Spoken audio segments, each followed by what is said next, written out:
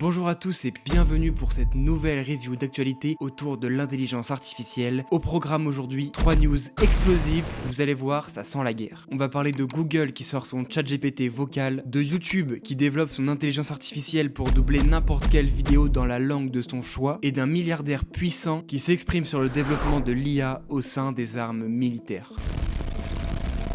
Alors je pense que vous connaissez déjà les différents assistants disponibles comme Siri par Apple, Alexa par Amazon et le fameux Google Assistant qui s'avère être l'un des plus performants. On parlait dernièrement du rêve qu'on avait tous d'un Siri combiné à ChatGPT développé par Apple et que ce genre de projet ne risquait pas d'arriver avant un petit bout de temps. Mais aujourd'hui nous savons que Google travaille aussi sur son assistant intelligent. Il serait lié à leur modèle de langage Google Bard et donc forcément ça impliquerait des possibilités énormes comme la possibilité de lui demander de nous programmer nos vacances ou même de discuter avec lui de physique quantique. Et c'est pas encore clair mais ce Bard assistant pourrait aussi être autonome pour votre maison connectée.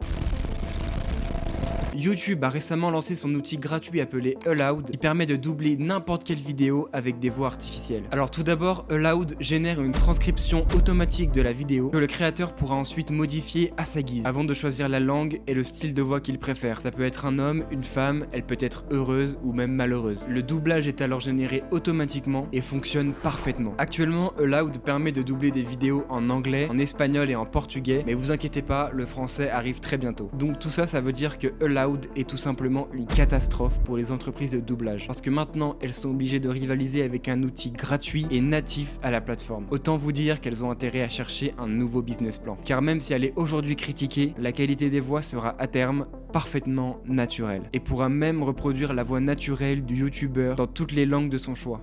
Mais alors qu'est-ce que ça implique pour l'économie des créateurs de YouTube ? Eh bien c'est tout bonnement inimaginable tellement ça va tout bouleverser. Il faut imaginer que d'un coup, tous les Français qui étaient limités par Squeezie, Thibaut InShape ou encore Dr Nozman auront accès à tout le YouTube américain, espagnol ou même indien. Les créations de YouTube vont littéralement se mondialiser, ce qui va apporter une opportunité de visibilité à tous les petits YouTubeurs, mais surtout pour les gros qui vont avoir un monopole encore plus énorme.